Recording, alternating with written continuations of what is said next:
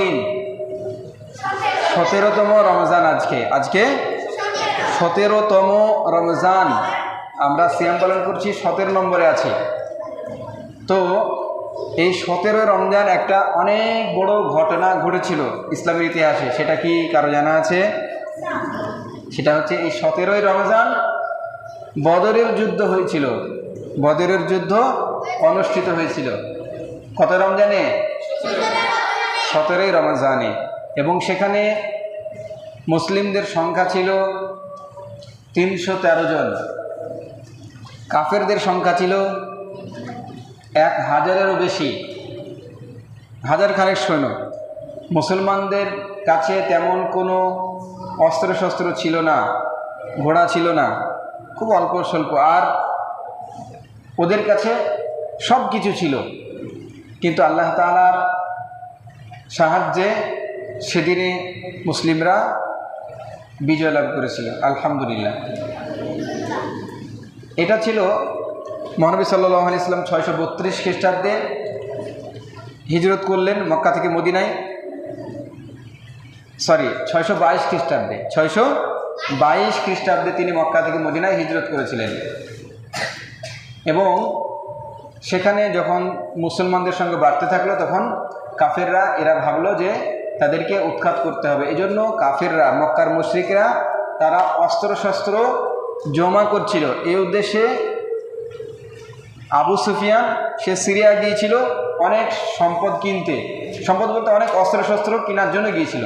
তো মহানবী সাল্লাল্লাহু আলাইহি সাল্লাম তিনি তাদেরকে ওইগুলা কেড়ে নেওয়ার জন্য বা ওই সমস্ত জিনিসগুলা তাদেরকে বাধা দেওয়ার জন্য পথে বের হয়েছিলেন। আর এই খবরটা আবু সুফিয়ান বুঝতে পারে এবং আবু সুফিয়ান মক্কায় খবর পাঠায় কাফেরদেরকে যে মদিনার মুসলিমরা আমাদের উপরে আক্রমণ করবে। তখন মুশরিকরা তারা রণসজ্জায় সজ্জিত হয়ে, অর্থাৎ যুদ্ধের প্রস্তুতি নিয়ে দামামা বাজাতে বাজাতে তারা চলে আসছিল রাস্তায়। এবং পরক্ষণে দেখা গেল যে আবু সুফিয়ান, মক্কার একজন লিডার ছিলেন, তিনি কি করলেন, অন্য একটা রাস্তা ধরে চলে গেলেন, অন্য রাস্তা ধরে বাড়ি চলে গেলেন। এদিকে মুসলমানরা যেখানে ছিলেন সে সাক্ষাৎ হলো না। তো আবু সুফিয়ান বলেছিল মক্কার কুফারদেরকে যে যুদ্ধ করতে হবে না, চলো বাড়ি চলো। এরপরে মক্কার কাফেররা তারা দেখলো যে এটা একটা সুযোগ, আমরা বাড়ি ফিরবো না, ওদেরকে এখানেই সব শেষ করে দেবো, খতম করে দেবো, ইসলামকে এখানেই আমরা পৃথিবী থেকে নিশ্চিহ্ন করে দেব। এই উদ্দেশ্যে তারা যুদ্ধের জন্য প্রস্তুতি নিল এবং সেখানে উপস্থিত হলো। আর মুসলমানরা তো ওইভাবে যায়নি, তারা তো যুদ্ধ করার জন্য যায়নি, বরং তারা গিয়েছিল তাদের কাছ থেকে যে সমস্ত মালামাল ছিল, মানে অস্ত্র শস্ত্র ছিল, যেগুলা দিয়ে মুসলমানদের উপরে আগামীতে তারা যুদ্ধ করবে এর প্রস্তুতি নিচ্ছিল। তো সেই জিনিসগুলোর জন্য মোকাবিলা করতে গিয়েছিল, মানে তাদের সাথে যে সরঞ্জাম ছিল সেগুলোকে নিয়ে নিতে। যাই হোক, তো এখন দেখা গেল যে যখন তারা যুদ্ধের যে অবতীর্ণ হলো, তো আল্লাহ তাআলা তখন মহানবী সাল্লাল্লাহু আলাইহি সাল্লামকে বললেন এবং সাহায্যের আল্লাহ তাআলা আশ্বাস দিলেন।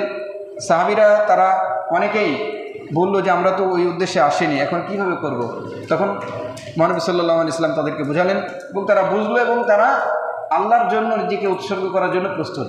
মানে ওখানে আসছে হাজার খানেক লোক আসছে যুদ্ধের জন্য, যারা অস্ত্র শস্ত্রে সুসজ্জিত, ঘোড়া আছে, অস্ত্র আছে, সব কিছু আছে, তারা শক্তিশালী পালোয়ান।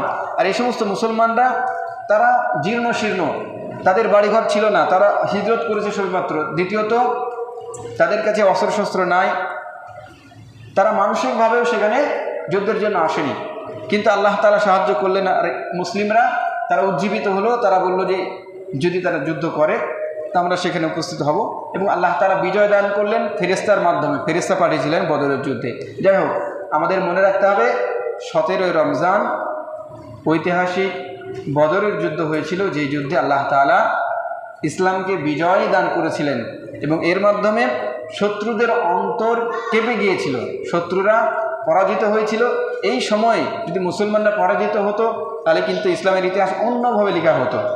কারণ প্রথম অবস্থাতেই যদি মুসলমানদেরকে সেদিনে পরাজিত করত, শেষ করে দিত, তাহলে কিন্তু বেশ বড় ধরনের একটা ক্ষতির শিকার হতো মুসলিমরা।